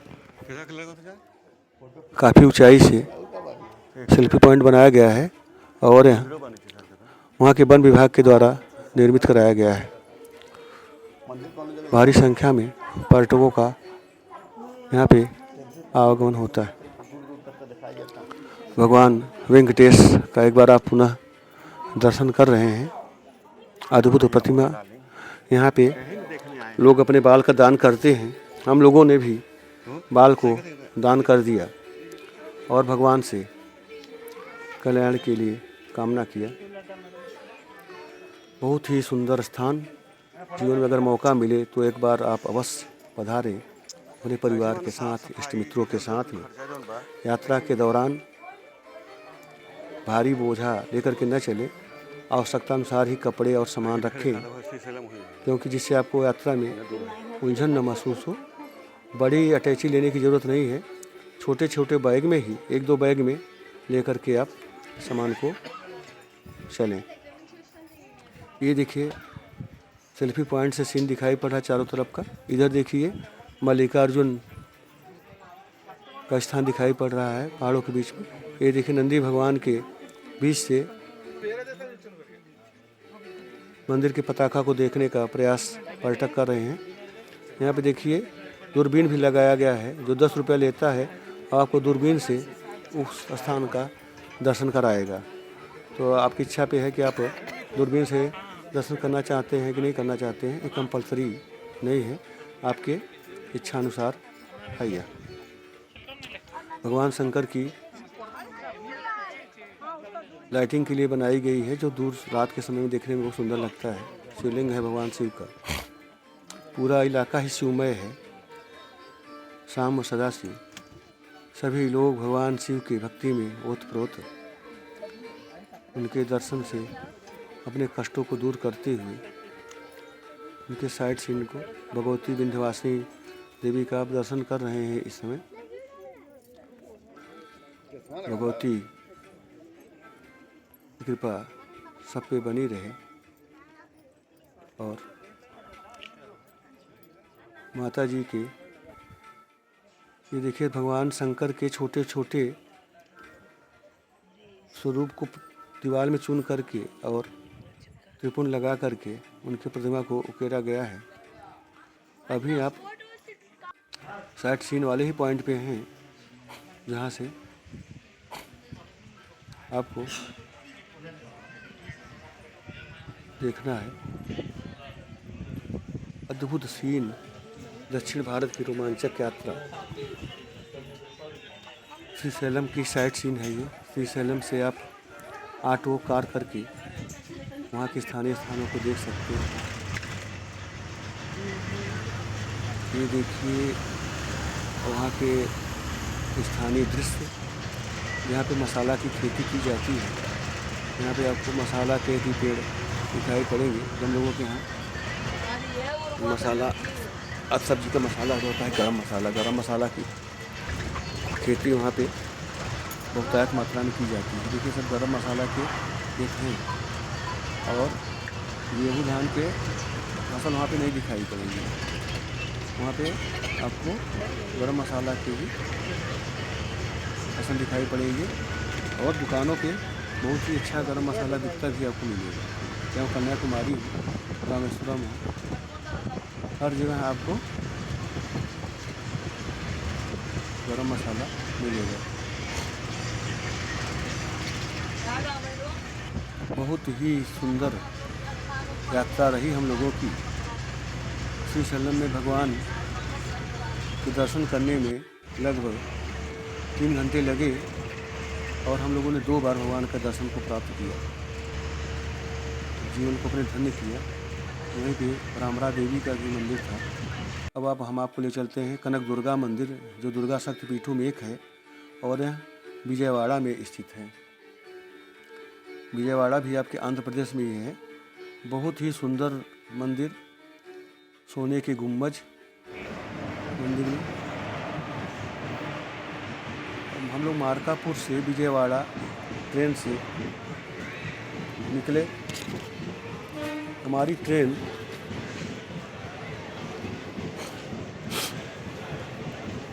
10:30 में मिली, जो 2:30 पर हमें पहुंचा दिया विजयवाड़ा में।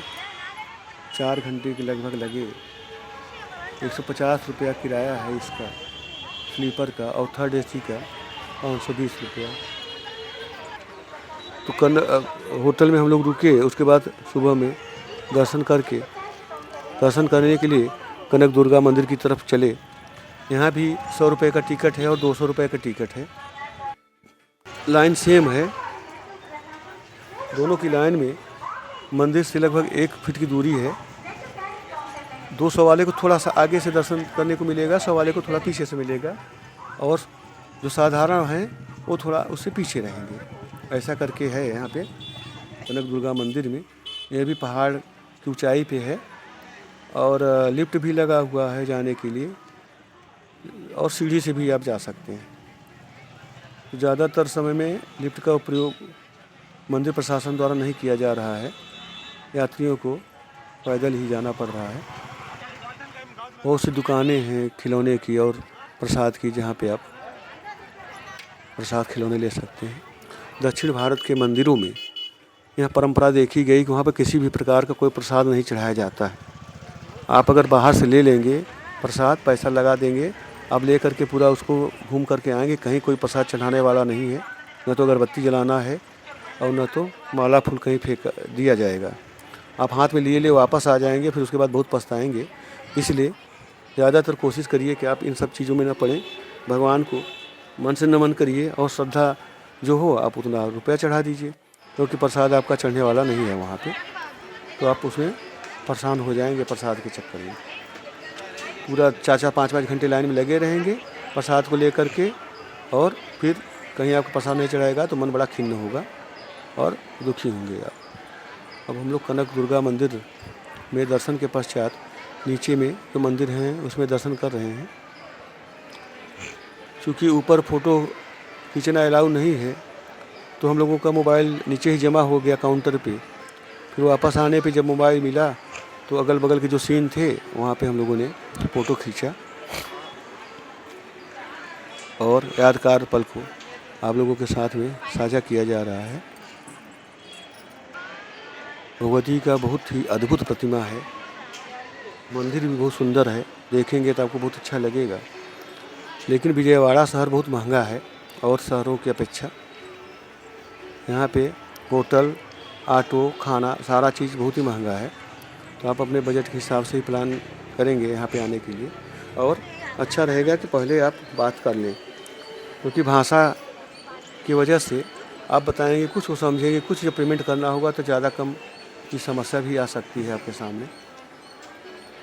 ऑटो वाले ज़्यादा परेशान करते हैं, वो थोड़ी ही दूरी की यात्रा का कम से कम 200 रुपये आपसे ले लेंगे। जो आप पैदल जा सकते हैं 500 मीटर 400 मीटर, उसमें वो हैवी चार्ज करेंगे। और आपसी एकता उनके अंदर इतना है कि अगर एक बोल दिया इतना लेंगे तो फिर दूसरा वहीं बोलेगा, आप समझे नहीं पाएंगे। ये देखिए अम्मन गुफाएं हैं, ये कनक दुर्गा मंदिर के ठीक नीचे हैं, जिसको हम दिखा रहे हैं। बहुत ही सुंदर छवि और स्थान, मन को हर्षित करने वाली। यहाँ पे अपने आप चप्पल काउंटर भी जमा करें। अगर ऐसे आप उतार देंगे तो आपका चप्पल चोरी हो जाएगा। हमारे साथ के लोगों को चप्पल चोरी हो गया, तो पूरी यात्रा में 2 बार चप्पल चोरी हो गया हम लोगों का, फिर दूसरा चप्पल हमको लेना पड़ा। उस चीज़ का अफसोस नहीं है, लेकिन आप समझ लीजिए कि चप्पल चोर भी हर जगह मौजूद हैं। तो आप चप्पल को सुरक्षित स्थान पर रखेंगे और ऐसा एक याददाश्त दिमाग में बनाए रखिए कि हम अपने चप्पल को कहाँ रखा है, क्योंकि बड़ी बड़ी मंदिर हैं 4-4 3-3 किलोमीटर के एरिया में। अगर आप ध्यान नहीं रखेंगे तो आपको चप्पल खोजने में ही कम से कम 2 घंटे लग जाएंगे। जितना आपको दर्शन करने में तकलीफ़ नहीं होगा, उससे ज़्यादा तकलीफ़ आपको चप्पल खोजने में हो जाएगा। अब हम आपको ले चल रहे हैं, आइलैंड है जो कावेरी नदी के किनारे है। तो इसमें जाने के लिए हमको पानी वाले जहाज़ का इस्तेमाल करना पड़ेगा और उसका टिकट 100 रुपया है। टिकट काउंटर से आप देखिए 100 रुपये का टिकट लेंगे। उसके बाद आप स्टीमर पर बैठ करके आइलैंड की यात्रा करेंगे, जो कि बहुत ही सुंदर है। देखिए अभी हम लोग आ गए हैं और लाइन लगी हुई है पानी वाली जहाज़ में बैठने के लिए। बहुत सारे यात्री हैं और टिकट के बाद आप लाइन में लग जाएंगे तो आपको पानी वाले जहाज़ से आइलैंड पे ले जाएगा। आंध्र प्रदेश के विजयवाड़ा में प्रकाशम बैराज के ऊपर कृष्णा नदी पर भवानी द्वीप पर 133 एकड़ क्षेत्र में फैला हुआ भारत के सबसे बड़े नदी द्वीपों में से एक है। APTDC द्वारा प्रतिबंधित यह एक प्रमुख पर्यावरण पर्यटक स्थल के रूप में कार्य करता है, जो जल पर्यटन स्थल के रूप में कार्य करता है और कनक दुर्गा मंदिर के निकट अपने सुरम्य शांत वातावरण के लिए पर्यटकों को आकर्षित करता है। ये भवानी आइसलैंड है।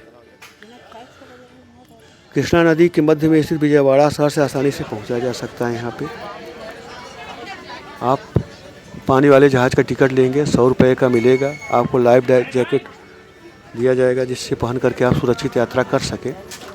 बहुत मज़ा आएगा आपको।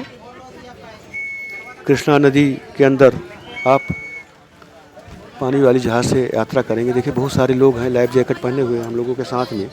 पर्यटकों की भारी संख्या है और सबका मन प्रसन्न है। और ये देखिए हम लोगों ने वेंकटेश भगवान को बाल अपना दान कर दिया है, तो अब स्वरूप चेंज हो गया। उनकी कृपा से आने वाला समय मंगलमय कल्याणकारी होगा। इन्हीं भावनाओं के साथ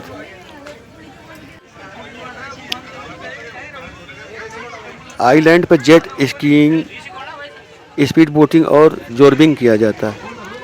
यहाँ पे एक रोबोटिक डायनासोर पार्क है, बगीचे, भूल भुलैया, तर्पण भूल भुलैया और बच्चों के खेलने का क्षेत्र है। साइकिल चलाना, रोपवे और कभी कभी जिम लाइनिंग भी होता है। प्रकृति की सैर, हरे भरे परिदृश्य और हर्था रिसॉर्ट में द्वीप पर ही आवास की सुविधा है। आपको वहाँ पे झोपड़ी की तरह लकड़ी का बनाया गया है, जिसमें आप रात विश्राम कर सकते हैं। यहाँ पे घूमने का सबसे अच्छा समय सितंबर से मार्च तक का है, जब मौसम ठंडा हो। बर्म पार्क से द्वीप तक नौकाएं चलती हैं। आपको यहाँ पे बहुत ही सुंदर लगेगा जब आप भवानी आइलैंड पे आएंगे। तो हम लोगों की यात्रा का अंतिम पड़ाव है विजयवाड़ा, जहाँ पे हम लोग भवानी आइलैंड पे घूमने के लिए आए हैं। और पानी वाले जहाज़ से हम लोग आइलैंड की तरफ बढ़ रहे हैं। बहुत ही सुंदर दृश्य ये बैराज है जो कि नदी पे बनाया गया है, जिसको पानी को रोक करके सिंचाई के भी इस्तेमाल में करने के लिए स्थिति बनाते हैं इसका। देखिए कितना सुंदर पहाड़ की छवि, जैसे कोई आदमी लेटा हुआ है। काफ़ी लंबा पाट, लगभग 300 मीटर तक पानी में जहाज़ को चलना पड़ता है आइलैंड पे जाने के लिए। तो आप स्टीमर का पूरा मज़ा उठाते हैं 100 रुपये का टिकट ले करके और अपने को रोमांचित महसूस करते हैं। पूरी यात्रा में जहाँ अभी आपने समुद्र की लहरों को देखा, वहीं पे देखिए शांत नदी का जल और उसमें चलता है स्टीमर। दूर से दिखने वाले दृश्य देखिए, आपको लग रहा है जैसे पहाड़ में कोई आदमी सोया हुआ हो। देखिए उसका नाक, आँख, माथ और सीना दिखाई पड़ रहा है। अब हमको आइलैंड दिखने लगा है, छोटा सा टापू नदी में, जिसपे पर्यटकों के लिए बहुत सारी सुविधाओं की व्यवस्था की गई है। बच्चों के लिए खेलने के लिए झूला, वहाँ पे भी शीशे का बरामदा बनाया गया है, जिस पे आप फाइबर ग्लास पे चल करके उसका आनंद उठा सकते हैं। आइलैंड पे खाने और नाश्ते की भी व्यवस्था है। 200 रुपया देने पे आपको भोजन मिलेगा, जिसमें अनलिमिटेड सामग्री आपको उपलब्ध कराई जाएगी। जितना आपकी इच्छा हो उतना खाइए, लेकिन रहेगा भोजन दक्षिण भारत वाला ही, जिसमें कई प्रकार की सब्जी और चावल। दाल भी आपको वहाँ पे ऐसा मिलेगा गाढ़ा, जो देखने से आपको लगेगा कि ये सब्जी है। मसाला से भरा हुआ दाल, मसाला का इस्तेमाल दक्षिण भारत में ज़्यादा किया जाता है। ये देखिए बोट के अंदर का सीन, बोट की यात्रा। हम लोगों की यात्रा बहुत ही सुखमय रही। 4 तारीख से लेकर के 17 तारीख जनवरी तक हम लोगों की यात्रा थी, जिसमें बहुत सारे अनुभव और यात्रा में उतार चढ़ाव को हम लोगों ने देखा। ईश्वर की प्रेरणा और कृपा से सुखमय यात्रा रही। किसी भी प्रकार की निर्विघ्न बाधा रास्ते में उत्पन्न नहीं हुआ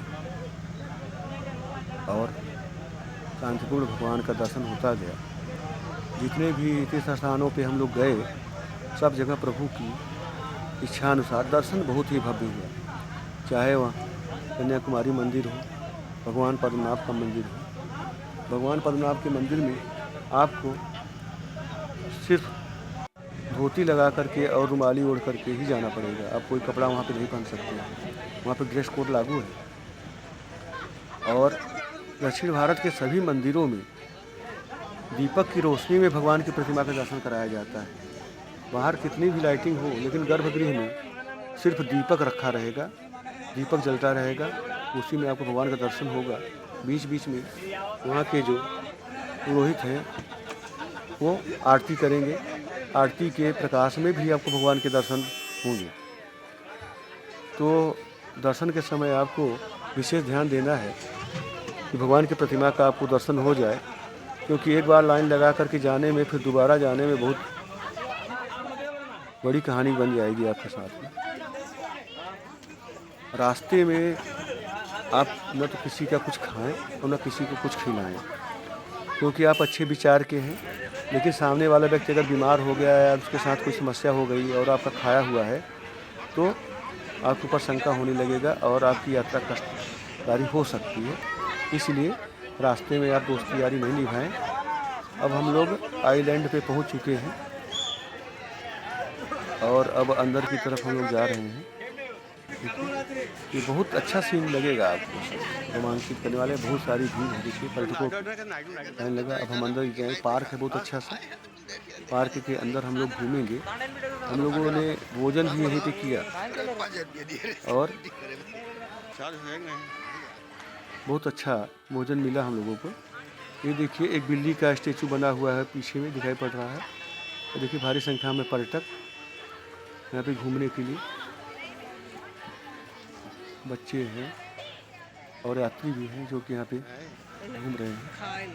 बहुत से सेल्फी पॉइंट भी यहाँ पे बनाए गए हैं, जहाँ पे आप सेल्फी खिंचवा करके अपनी यात्रा की यादों को संजो सकते हैं। देखिए पर्यटकों की भारी भीड़, लोग भोजन कर रहे हैं, घूम रहे हैं। अपने लोगों के यहाँ जैसे यहाँ पे सारनाथ, बिलधम फाल या अन्य पर्यटक स्थल है, यहाँ पे हम लोग जाते हैं पार्क में, उसी प्रकार का बना हुआ है। देखिए बच्चों की साइकिलिंग की व्यवस्था है, किराए पे साइकिल मिल जाएगी आपको समय पे, 2 लोगों को बैठ करके चलाने के लिए। इस पर 2 बच्चे चलाएंगे। देखिए ये झोपड़ियाँ बनी हुई हैं जिसमें आप रात रेंट दे करके रह सकते हैं। ज़्यादातर कपल इसका इस्तेमाल करते हैं, या हनीमून मनाने वाले बच्चे जो आते हैं वो यहाँ पे शौकिया मिजाज अपना समय व्यतीत करते हैं। आइसलैंड पे आप घूमे, देखिए ये देखिए स्टेचू बना हुआ है घोड़े का। और यह देखिए यहाँ बोटिंग हो रही, साहसिक बोटिंग, जिसमें आप नदी के अंदर बोटिंग कर सकते हैं। उसका आपको चार्ज देना पड़ेगा। अगर आप शौक़ रखते हैं तो आप बोटिंग का भी मज़ा यहाँ ले सकते हैं। बहुत ही सुंदर ढंग से आइसलैंड को सजाया गया है देखिए। और बच्चों के बजाने के लिए भी इंस्ट्रूमेंट हैं जो प्राकृतिक रूप से हैं, जिसको बजा करके बच्चे आनंद ले रहे हैं।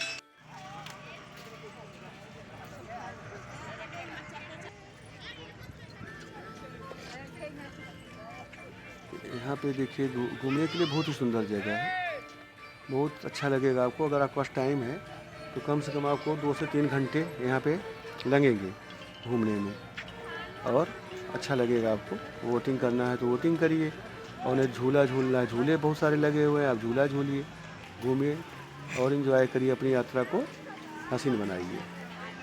देखिए झूले बच्चे झूल रहे हैं।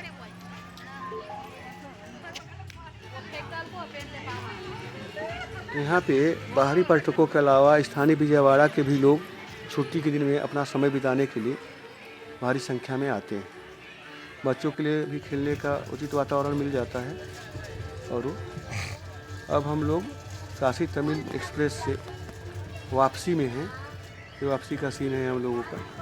विजयवाड़ा से हम लोग काशी तमिल एक्सप्रेस को पकड़े और वापस क्योंकि प्रयागराज के लिए चल दिए हैं। हम लोगों की यात्रा लगभग 4 जनवरी से प्रारंभ होकर के 17 जनवरी को शाम को चौकी में उतरेंगे हम लोग। फिर वहाँ से वाहन के द्वारा श्री विंध्याचल धाम के लिए वापस आ जाएंगे। मन में बहुत सारी यादें को संजोए हुए ये यात्रा हम लोगों की चली। ये विजयवाड़ा के कावेरी नदी का है, या सारी कृष्णा नदी का है ये, और वहीं के बैराज का सीन है।